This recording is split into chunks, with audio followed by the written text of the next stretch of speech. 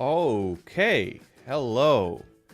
Hello, everyone, and welcome to today's lesson about handling common job interview questions in English. This is going to be the third out of a 5-lesson career series on Pearson English with me. My name is Luke Priddy, and it is great to have you here. Now, right at the start, we're going to give people just a few minutes to join.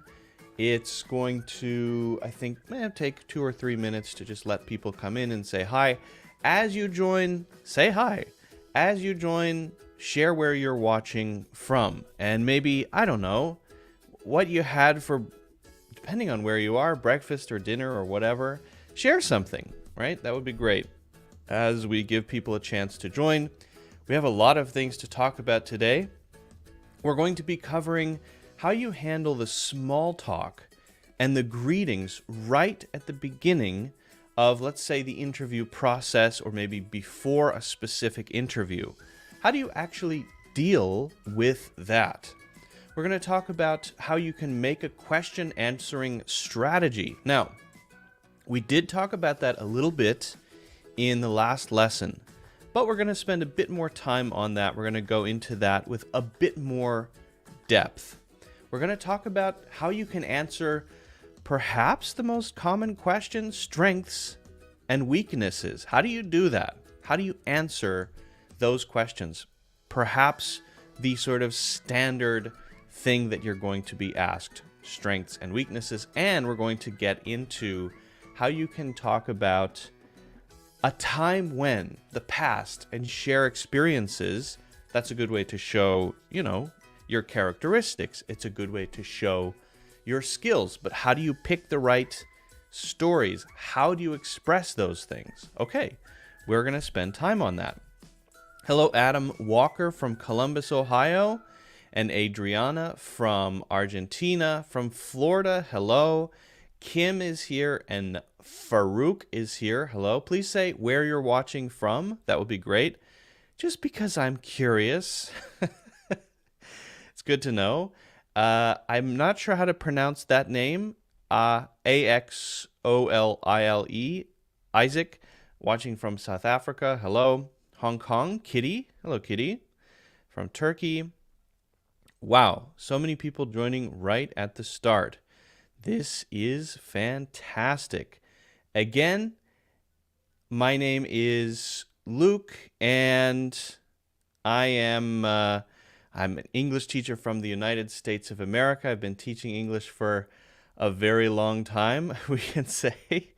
And so hopefully we'll be able to get a lot of insights and interesting takeaways from today, and I hope you can share some of your experiences as well.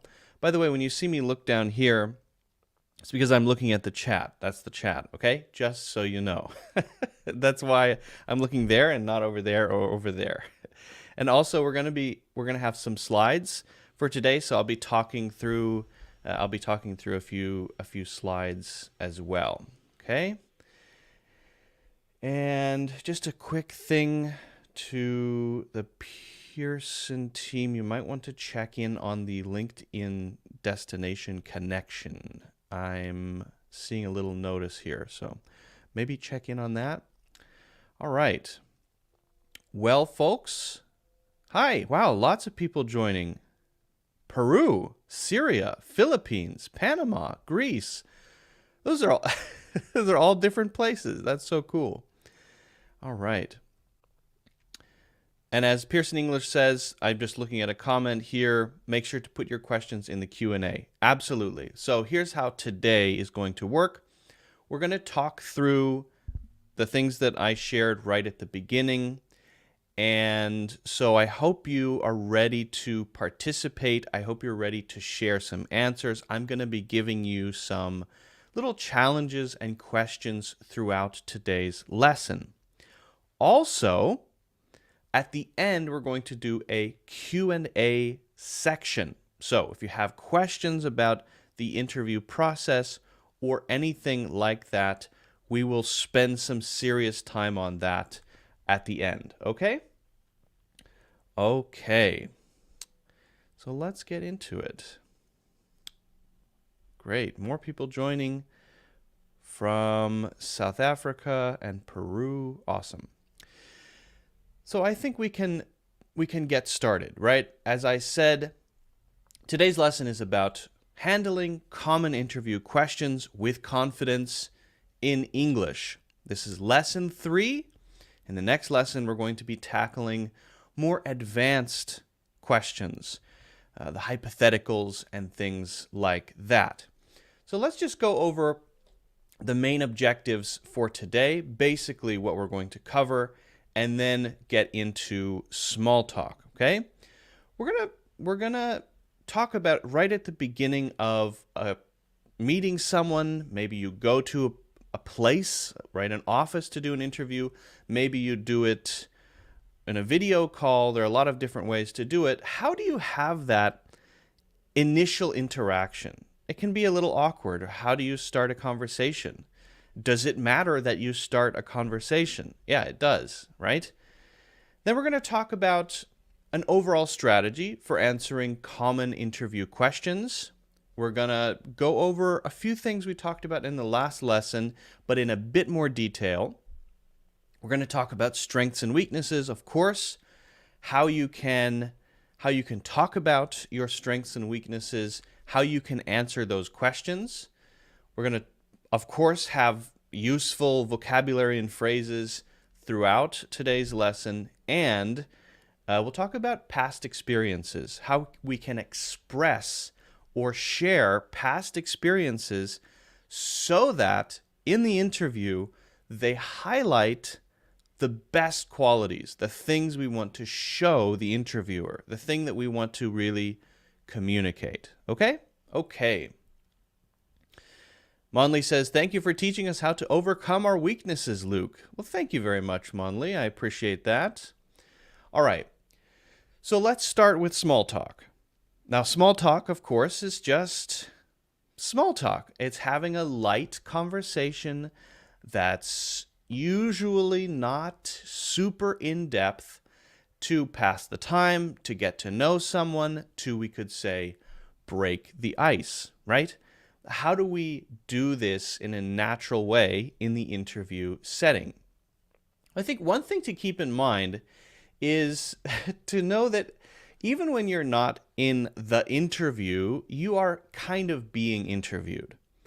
That people you meet along the way, people you run into, the guy cleaning the windows, everybody, right? Anyone you talk to, they are potentially kind of interviewing you, because even if they're not a decision maker, they might be asked, hey, what do you think about this person? What do you think about Luke? And they're going to have an impression if you communicated with them, right? And so I think it's a good idea to always remember that is you want to be really engaged throughout the process and not just sort of waiting, and then when your interview mode turns on, you're really engaged. Always be connecting, be socializing, be talking with people, be asking questions. I think it's generally a good policy overall. And I think, that means you should not be shy to have conversations. Have conversations with people in the interview setting, whether it's on Zoom or somewhere else or in an office. Try to connect with people if you can, right? Have real conversations and be yourself, right? Be natural, be authentic. Don't develop a special persona or personality just for that, right? Now, when it comes to small talk, the key really is to show curiosity and know how to ask interesting questions. That doesn't mean asking deep or complicated questions. It means knowing how to ask a question that's going to make another person want to say something. That's it. They should want to share something when you ask a question, right? So how do we do that? Well, let's spend a little time talking about that. But first, right? I have a little bit of a question for you, right? What do you think is the best question for starting a conversation? Let's say you go to a place, an office, or somewhere to do an interview, right? And maybe you're waiting and someone who works there is there. What would be the best question to ask that person? You don't know them, right? How's your day going? Are you enjoying this weather? What's your name? Which of these three do you think is best? So choose A, B, or C. Let me know what you think. I'm very curious. And I'm not telling you which one it has to be, right? It's not a trick question. I want your real answer, okay? See, we have more people joining. Hello, Dr. Music. Great. Harish, fantastic session. Potter is here. Hello, Potter. Let me know if you have any questions. People are saying C, C. Miri says B. Emma says A. Put your answers in. B. Oh, a good mix of all of them. Wow, interesting. Samantha says A. Shelley says C.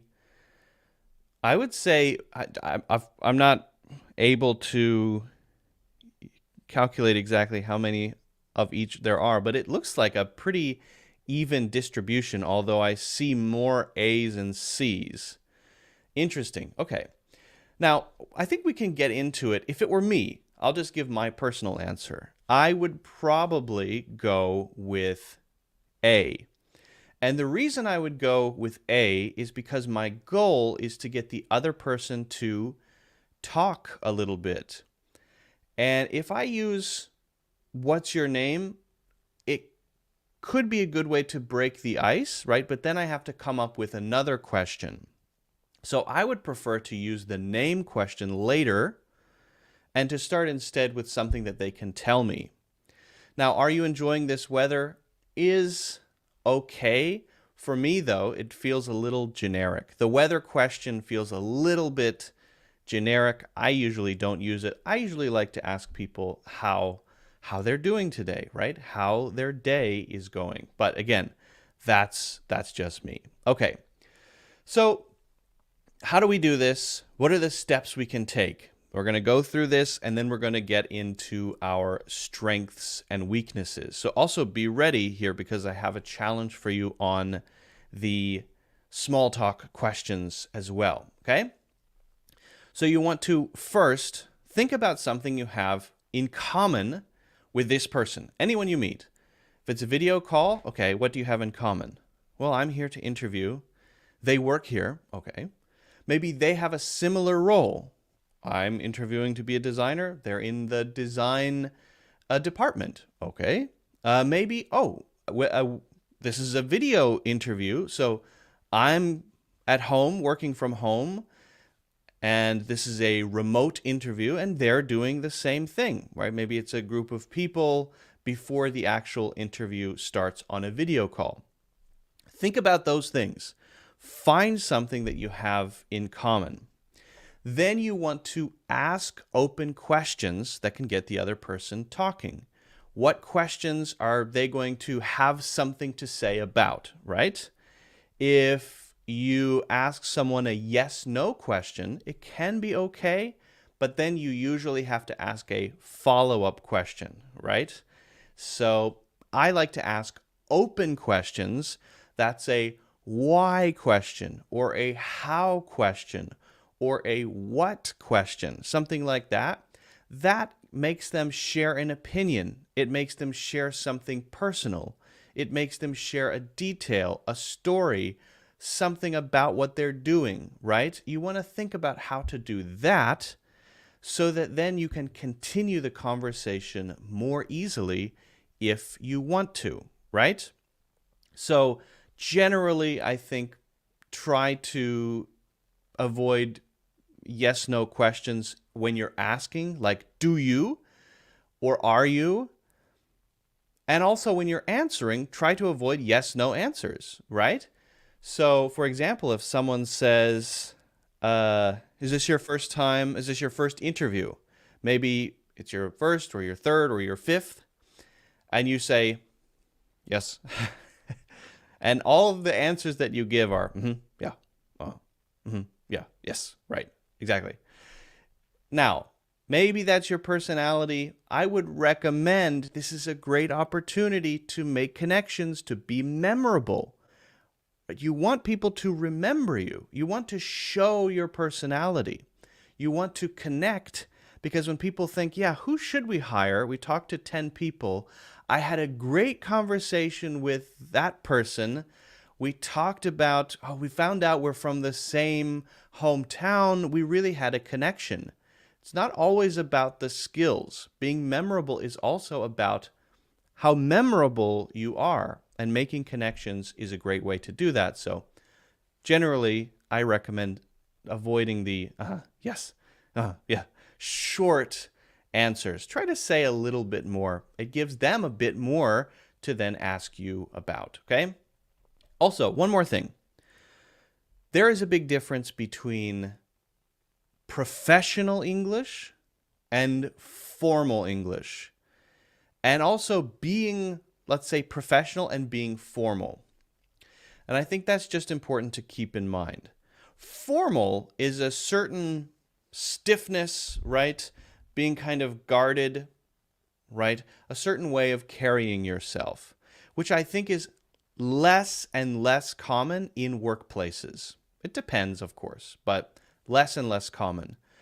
Professional is more about being responsible, being there on time, being prepared, being respectful of others, the way you communicate, and it's not necessarily using specific words to express yourself. So I would say when you're communicating, it's okay to have a chat, a casual chat. That's okay. Being professional doesn't mean that you can't be a little bit casual. I think it's okay generally to be a bit casual. Okay?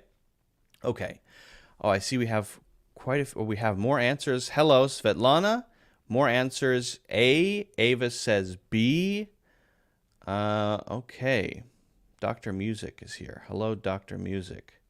Wow, I see we have more people joining. Great to have you. From YouTube, Facebook, and LinkedIn, which is awesome. Wow, great.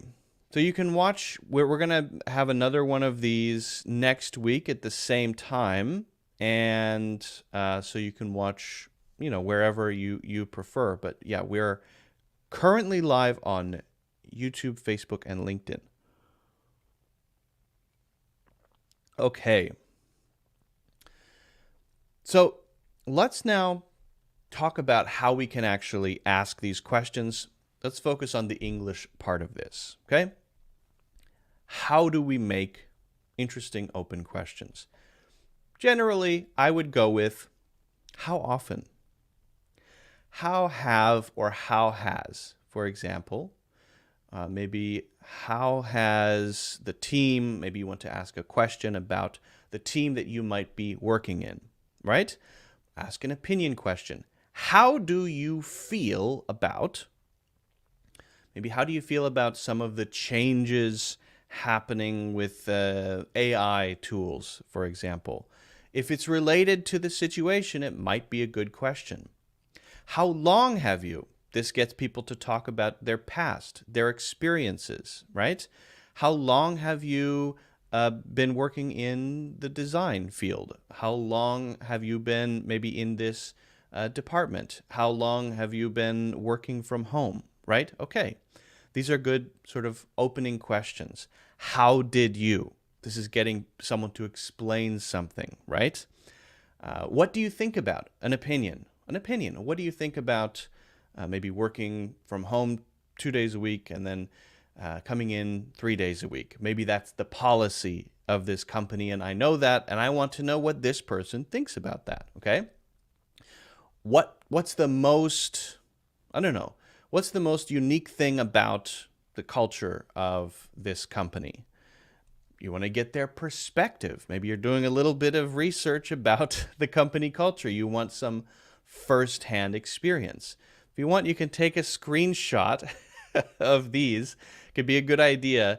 These are really useful question beginnings to start conversations. These are much better, I think, my opinion, than yes/no questions. And I think they're a great way to get a conversation started. Okay? So just a few. You need more time to take a screenshot? Anybody? Anyone wanna grab that? I like to, when I'm watching stuff like this, I like to sometimes I'll take a screenshot and then copy it later. It's a good way for me to track it. Emma, I believe the recording will be available later. Yes, I think it will stay up. I'm pretty sure about that. Yes. Okay, so some specific examples. How's your day going so far? How did you get into product design? What kinds of projects are you working on? How long have you been in the marketing department? What's it like working from a different time zone, if you know that about them? Maybe we're in 2 different time zones, or the person who's interviewing you is located in on the other side of the planet, right? Maybe, right? Maybe how often do you go into the office rather than working at home?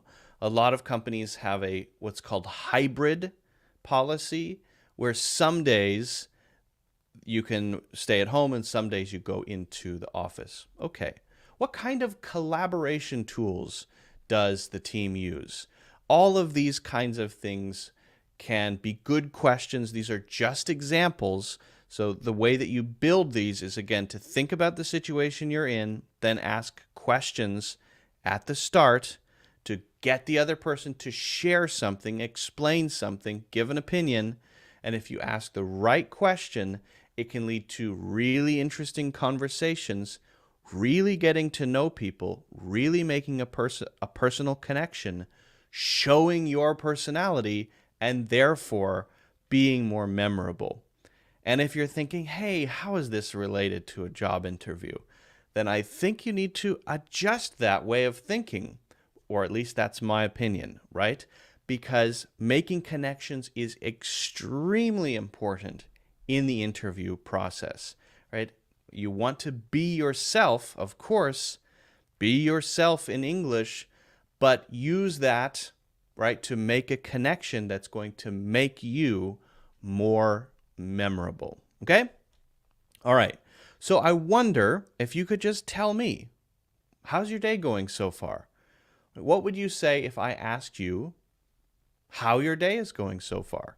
How would you answer that? Give me a sentence or two. Just let me know how it's going. I would say mine is going pretty well so far. It is morning. It's 8:23 a.m. Eastern Standard Time right now. And so morning isn't my best time of the day, but I would say overall it's been a very quiet, peaceful, fairly relaxing morning. It's always nice when there are no technical difficulties. Everything is going smoothly. So all in all, I think it's been a fantastic morning. So what do you think? How would you answer this? How is your day going so far? There you might want to just say a little more, right? I said it's going well, but I added a bit more. And that a bit more gives more for the other person to grab onto, to maybe ask another question or share something else. So I always recommend, don't just give a simple answer. Try to explain a bit more based on the question. It's good and hectic as usual, I believe, says Nguyen. Is that how you say that? Apologies if that's not the right pronunciation, but that's good to hear. So while you share those, we're going to get started with our strengths and weaknesses. We're going to be spending some serious time on that. Okay. More people joining. Fantastic. But yeah, how's your day going Share your answer. Even if it's one sentence, that's fine. One sentence answers are okay. Huang, oh, I'm sorry. Will do. Huang, got it. All right. All right. So, oh, I'm sorry. I wanted to cover the basic structure. Then we'll get into strengths and weaknesses. Sorry about that. I had this one, had this one up there coming up. Elena says, my day is working in a rather smooth way. I'm lucky enough to have my CPD. I'm afraid I don't know that day to day. Is that like a day off? Personal day? Something like that? That's good. So now before we actually talk about strengths and weaknesses, we need to have a basic structure to share those strengths and weaknesses, right? We talked a little bit in the last lesson about the STAR method, right? Essentially, the STAR method is a structure that you can use to answer questions. Situation, task, action, result. So you set up the scene. You're telling a story. You explain the situation. You don't want to spend too much time on that. Then you talk about what you did or what this group of people did, right? The actions based on, right, the thing that you have to accomplish. Then after you kind of tell the story, and it doesn't have to be too strict here, it's just a basic framework, then you say what happened, what you learned from the experience, what you accomplished. Was it a success? Was it a failure? Right? And again, what you learned from that experience, what you gained from that experience. So that's the basic structure of the STAR method, right? It's important when you're talking about strengths and weaknesses to choose things that are relevant to the role that you're applying for. If you choose a random example that has nothing to do with anything, it answers the question, what are your strengths and weaknesses, right? And you say, I'm really good at climbing trees, right? Unless climbing trees is directly connected to something about this role, then it's maybe not the best thing to choose. You are still good at climbing trees, and well done. Great job. But is that the right thing to share? I would say, maybe not. So what kind of stuff is good to share? Choose things, examples, stories that are going to highlight the skills and the experience that will be useful for the job that you're applying for. That would be my recommendation, right? You also want to think about how you communicate that. Generally, I would recommend this is maybe not the opportunity to try out big words that you just learned yesterday or, English that you're not quite sure about. In the interview situation, it's better to be simple and clear than complex and unclear. If you're going to choose one, right? English is not your first language. Go with clear, simple. Even if English is your first language, go with clear and simple over trying to amaze the interviewer with the complexity of your English sentences and vocabulary, right? It's better and more impactful if you express things clearly and simply, right? I would also suggest that you want to focus on, when you're sharing stories, the takeaways. Takeaways are things that you learned, things that you got from the experience, things that you gained. When you share a story to maybe talk about a strength or a weakness, either one, can you share it so that by the end, by the R of the STAR method maybe, you are talking about how much experience you gained, how you learned the importance of collaborating, right, to get stuff done. How you learned that patience maybe is one of the most important maybe characteristics to have as a leader, whatever it may be, right? Talk about what you learned. It's a really powerful opportunity to share not just a strength or a weakness, but also an experience and also something that you gained from that experience. And of course, you want to, in your stories that you share, in your examples that you share, you want to show what you're excited about. You want to express your passion if you can, right? And that you're not the same as everybody else. Let your uniqueness show when you're talking through your examples, when you're interacting with interviewers. If you can do that, then again, you're going to be more memorable. You're going to make that connection, and that's going to increase your chances of actually getting the job. Part of actually getting a job is being memorable, believe it or not. Okay. You're joining, Teco says, I'm joining from Argentina, and Faisal is joining from Pakistan. Marissa says, my day is exciting. There I would share a little bit more. Maybe share a specific thing about your day or a little bit more, okay? If you can. That would be great. Okay. So now that we have the structure, I think we can get into the strengths and weaknesses themselves. Now, I hope you have some questions. If you do, you can start thinking about those and put them into the chat. I'm not going to answer them right away. We are going to first talk about strengths and weaknesses, and then once we do that, we're going to go to your questions. So get those ready. If they're in depth, if they're specific, even better. People often ask me that word as a pronunciation question. How the heck do I say strengths? It is kind of a tricky one. The pronunciation of that one is there's a n sound, n, and then it goes to the g, n, k, g, k, th, and then you have to go to the th, th, and then you go to the s.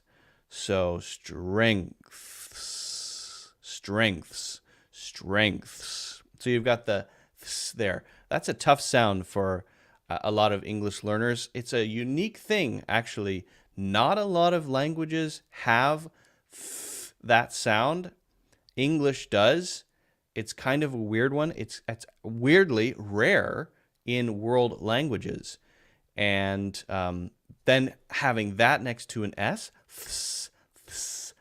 that's tough because you have to go from the tongue between your teeth there to the s immediately.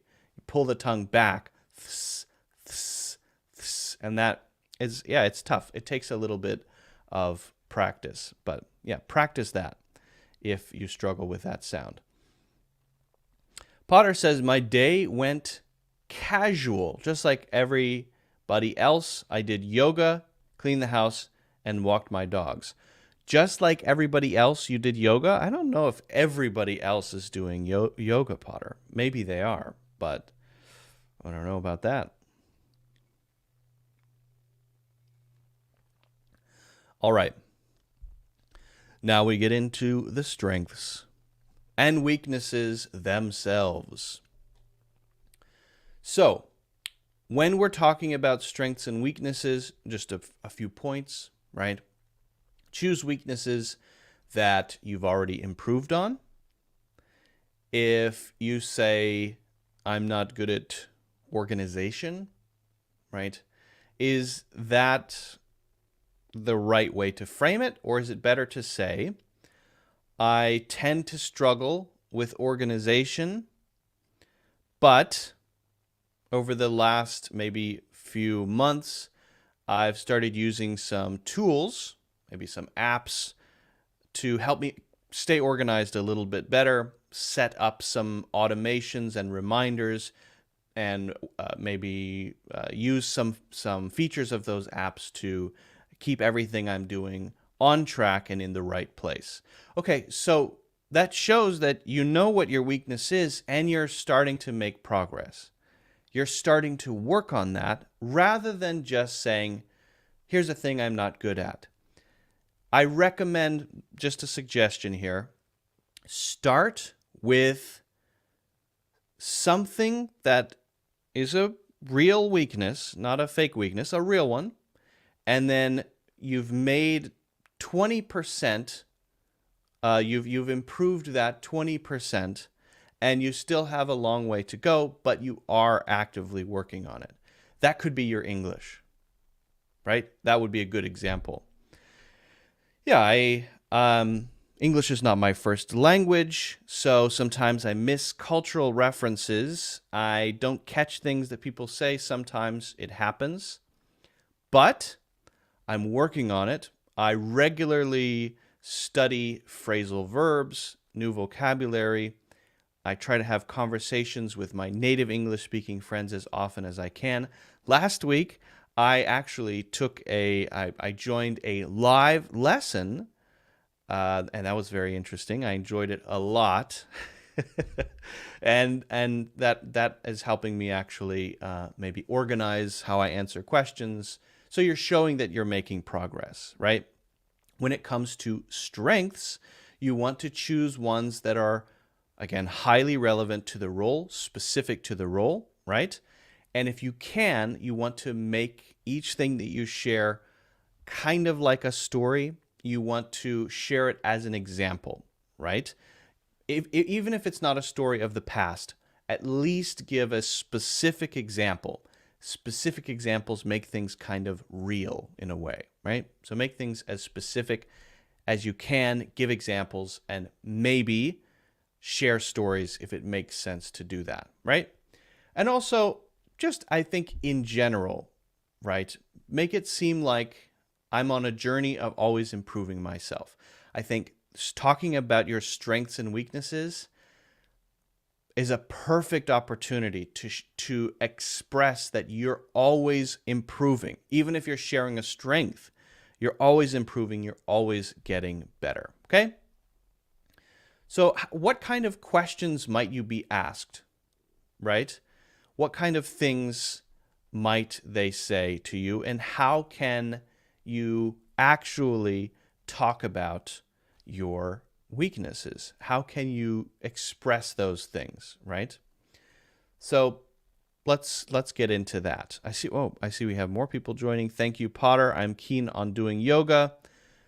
Huang says, my strength is supporting students and young generations because I've been teaching in a university in the north of Vietnam for more than 18 years.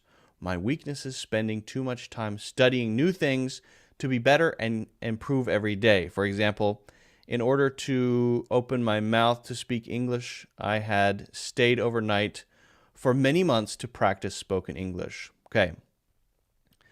So here's what I would say about that one, Huang. If I were interviewing you, I think my impression would be working very hard. Your weakness is spending too much time studying. That's spending a lot of time studying is usually seen as a positive thing, unless it is an addiction and it ruins your life. It feels a little too close to a faux weakness, or a weakness that's not really a weakness.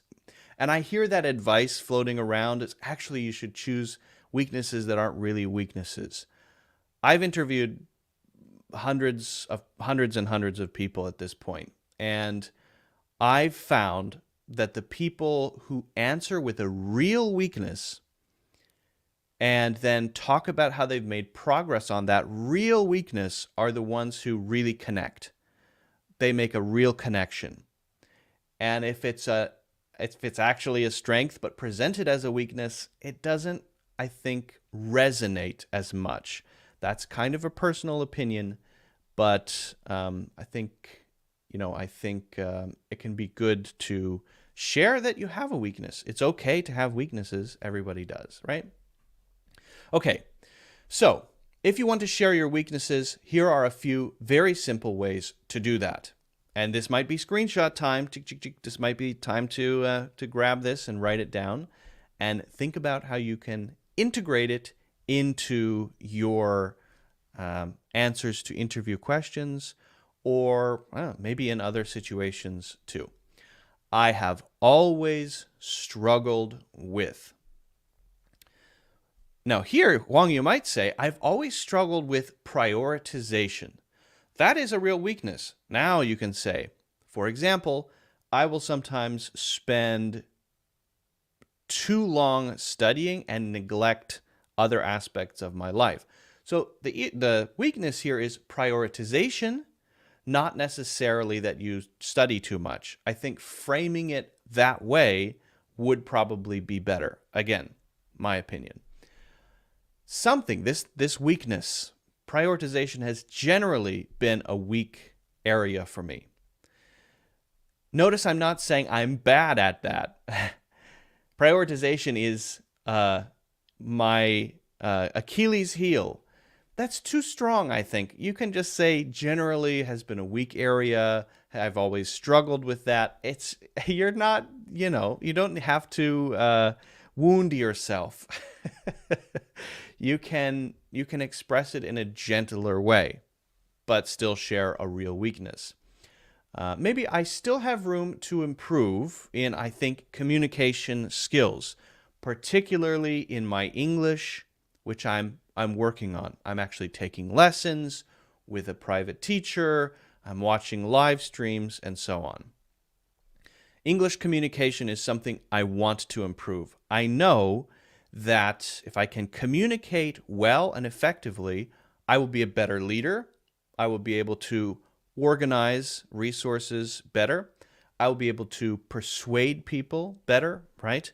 So it can also be a good idea in this kind of situation, when you're talking about a weakness or strength, to share why, to explain the reason. Why do you want to improve your English communication skills?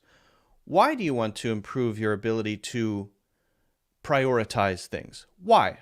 So say why, and this is where then you could share a little example, a little story. I remember in 2015, I was working with a small team. So this is where you might then show that you noticed this issue and then show that you made some progress to improve it, right? That's where the story can go if you want to add a story. Sometimes you want to give a shorter answer. I think that's okay. Sometimes you may want to just give a simple example. I think that's okay. But sometimes a little story, a little anecdote is the best way to do it, okay? Potter says, I still have room to improve in reading and writing in English, to be honest. One of my weaknesses, Teko says, is speaking fluently. I really try my best to improve. Huang says, English communication. Hi from Honduras. Prioritization. Yes. Teko says, love listening to native speakers like you. By the way, your English is so nice. Oh, thank you, Teko. I appreciate that. Appreciate it. Just a couple of examples of how we can talk about our strengths. In the same way, I honestly don't think talking about strengths and weaknesses are that different. We see them as different. I don't think they're that different, to be honest. I think that they're just ways to show different aspects of yourself, to share your experiences, right? To share what you know, to share what's important to you, to give you a chance to explain yourself, your experience, your expertise, your work ethic, your personality a little bit, right? So let's talk a bit about how we can do this with strengths. And again, I think it's very similar. If you look at these two, I have always struggled with. I can say with some confidence that I am, phrased a little differently, but we're just saying, essentially, here's something that I need to improve on. Here's something that I'm pretty good at. And then we're giving a bit of detail for each one. I think if you ask people I've worked with, they will say, or if you ask people that I've worked with in the past, they will say. This is a way to show social proof. It's called social proof. It's not real social proof because they're not really asking those people, but you're kind of giving the interviewer this perspective of you telling them, hey, if you ask them, they would say that I'm very responsible, that I'm always very timely, that I'm a good communicator, that I always express my expectations clearly, right? I think my current team would probably say that I'm an effective communicator. I can say with some confidence that I am good at deciding maybe who to put in charge for which task, or allocating resources, or managing people, right? It's a skill. Knowing that one person might be better suited for one task and not another, that's a skill. And if you want to express that, maybe that you have management capabilities, maybe that's a good one to share, right? I tend to have a knack for, we did talk about this one in the last lesson, but if you hear the word knack, just know that it is something that you're naturally good at. How about when it comes to dealing with really complicated issues? I tend to have a knack for quickly figuring out what's important to focus on and what we can do later. Okay. For example, last year I was working on a project. There you would tell your story, right? That's a good one. That's an easy way to share something that you can do that might be unique. Now, when you want to show your improvement in abilities over time is a good way to say it. Over time, I've gained a keen ability to notice maybe when there's a weakness or a vulnerability in how a team is doing something that maybe other people are not seeing. And because I can identify that early, we're usually able to maybe avoid any bad thing that could happen, right? So that might be a simple way to share a strength, and then, again, share a little story if you want. These are just a few examples, but I think good ways to talk about your strengths, okay? So, weaknesses, strengths. Okay.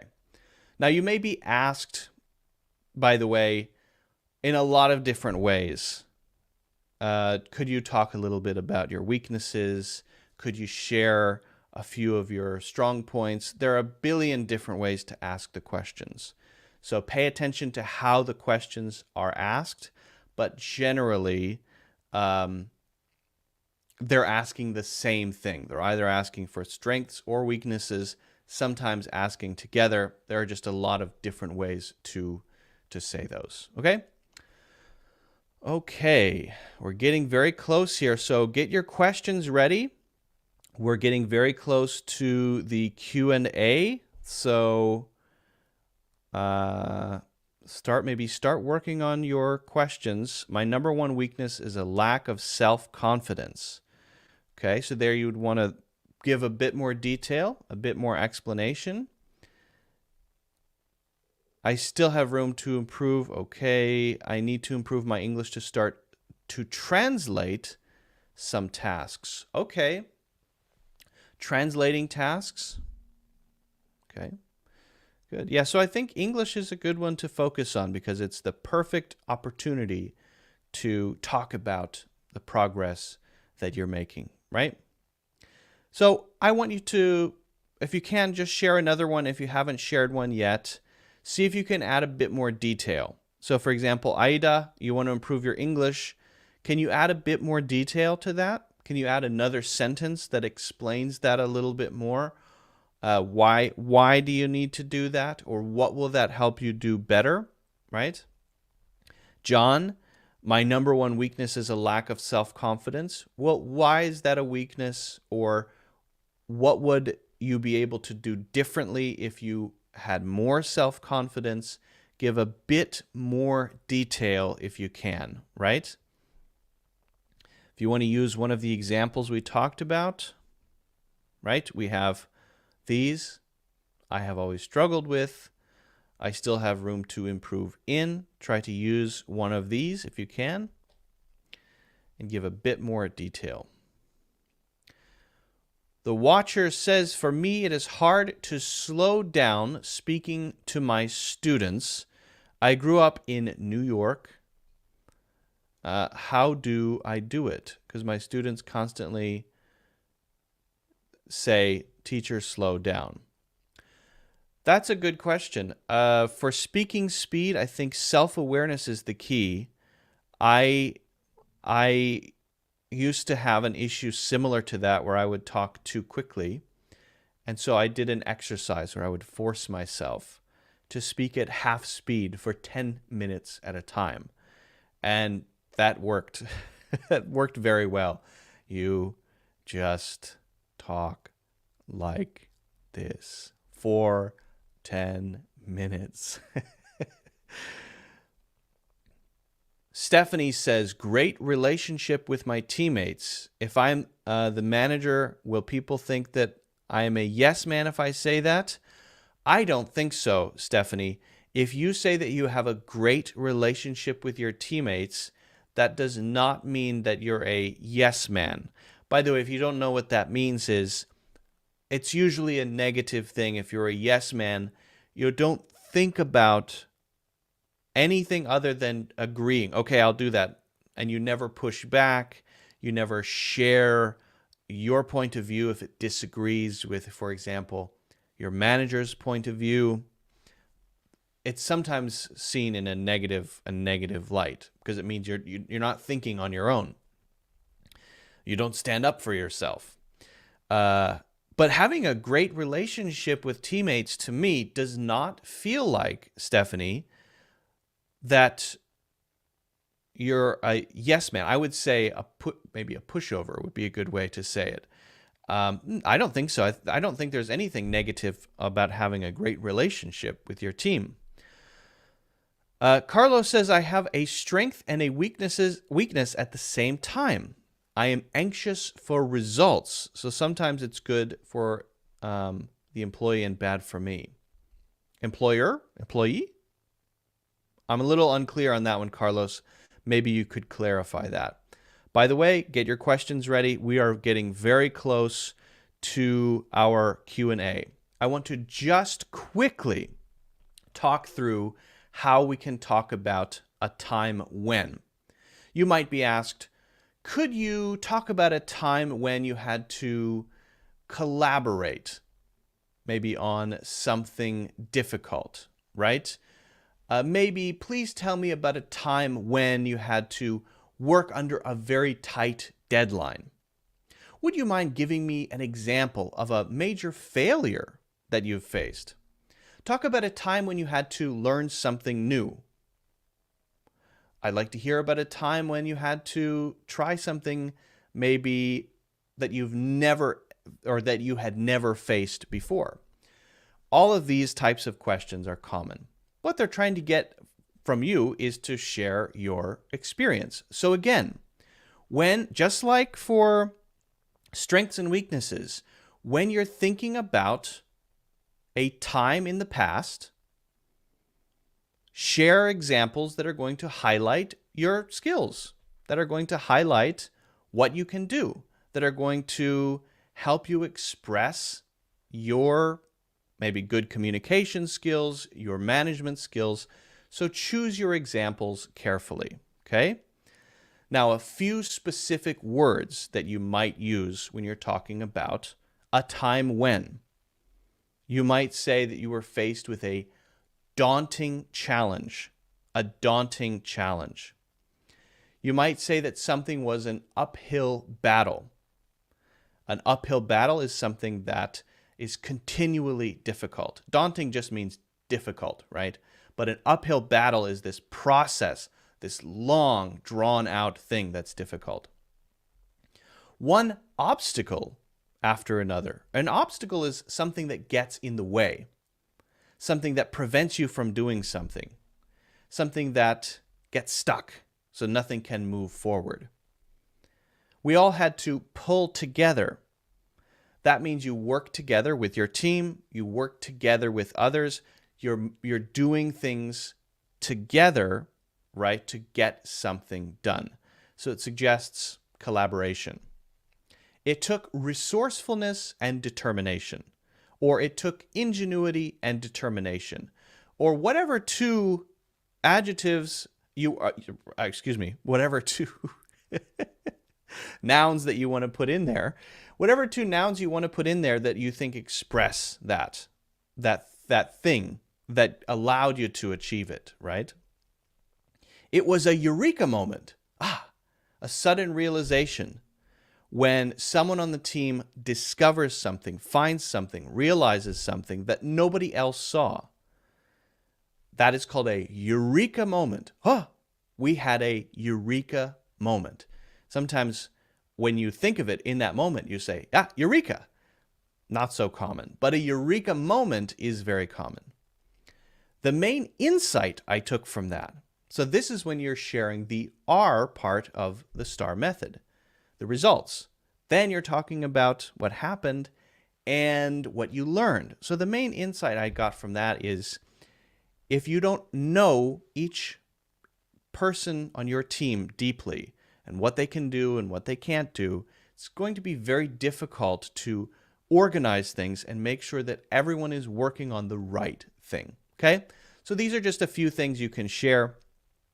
Again, I think all of this is in the same family, sharing strengths, weaknesses, and talking about past experiences, because you can talk about a time when you're sharing a strength or when you're sharing a weakness, right?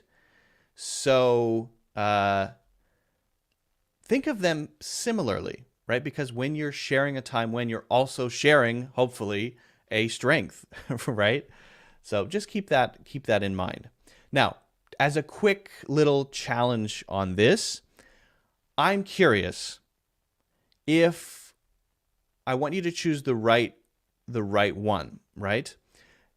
How would you describe a delay that's caused by a technical difficulty?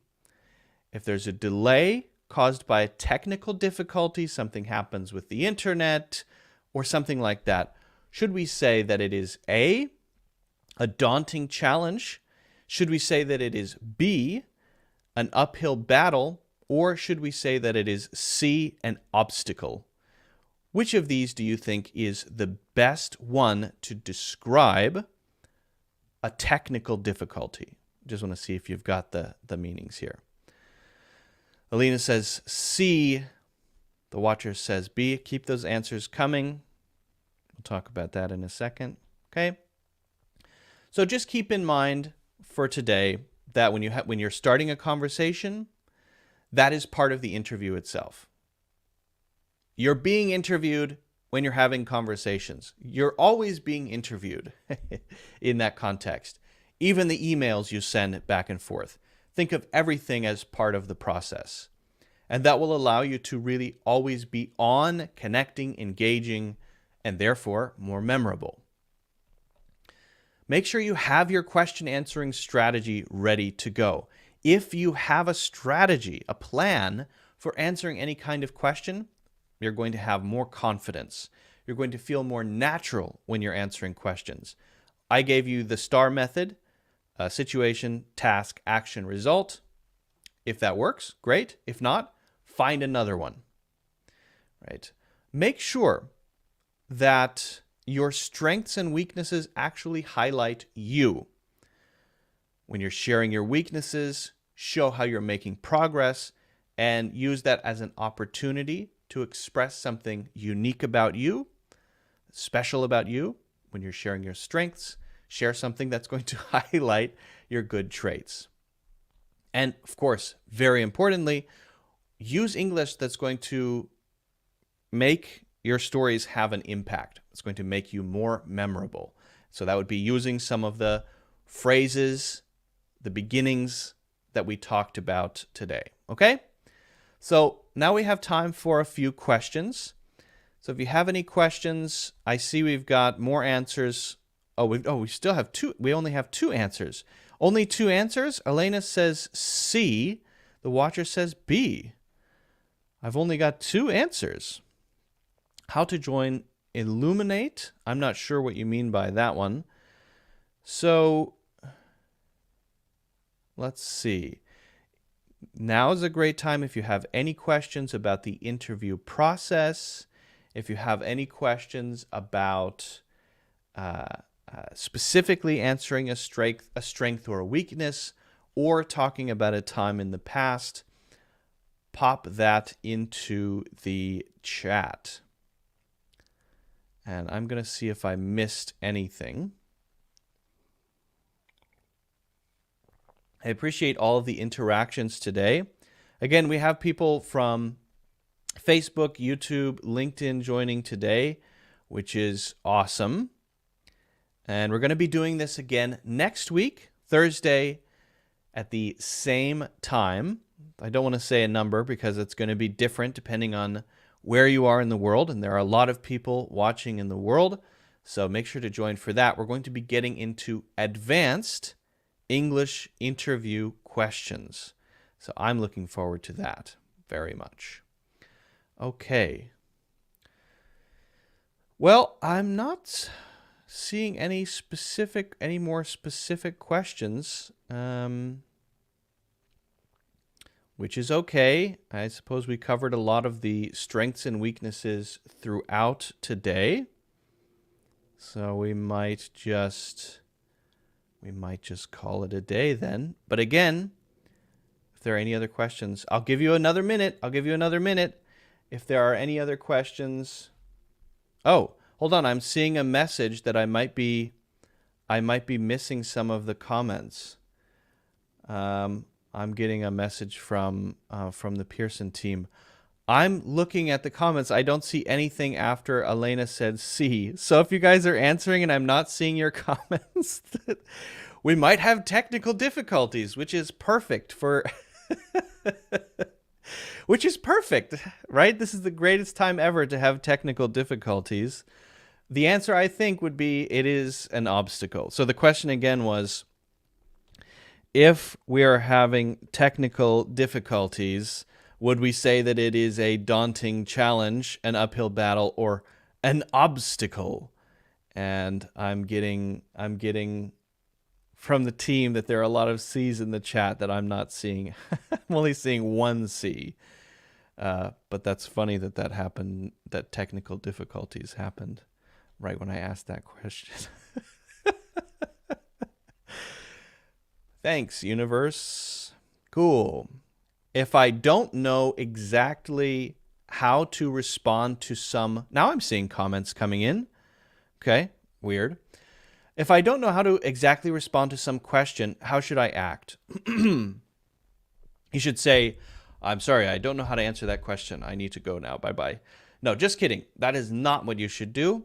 So that is why it is so important to have a strategy for answering questions, to have a strategy in place. If you have a method for answering questions, then you're going to be able to answer any question. Now, that doesn't mean that you shouldn't prepare for specific questions. As I said in the previous lesson, you want to write down, let's say, 25 questions that you may be asked in different types, strengths, weaknesses, talking about a time in the past when something happened, hypotheticals. We talked about that in the previous lesson. What you want to do is be ready for those, but also you have a way of answering so that you can quickly find an example or find something that you want to say and just use your method, right? So I'm suddenly asked what I would do if I was faced with a very difficult colleague. I didn't prepare for that. Oops. Okay. Well, I'm searching now for a time when I did have a difficult colleague as I'm hearing the question. And my first thought is, okay, situation, task, action, result. Okay, well, yeah, so a couple years ago, I was, working on a project and one of the team members, and then you start talking about that experience. And as you're talking, you want to be thinking about, what do I want to show with this story? What do I want the results to say about me as a potential employee, about my skills, right? So you should be, if you have prepared the structure well, you should be able to handle anything, absolutely anything. Don't panic, because you have a method. You have a method. Elena says, I answered that one. Stephanie says, B. I think I think the best answer is C. It is an obstacle. That's just my view, but I think an obstacle is something that is preventing other things from happening. An uphill battle is this ongoing struggle that we have together, right? So maybe not.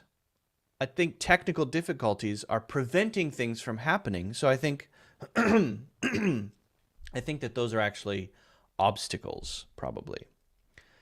Okay. Excuse me. Salary expectations. So I guess we're missing a few comments from what I'm seeing, so I'm just going to take a look over here. We have another chat going. As I take a sip of my tea. I'm drinking tea. Thank you, Elena. I appreciate that.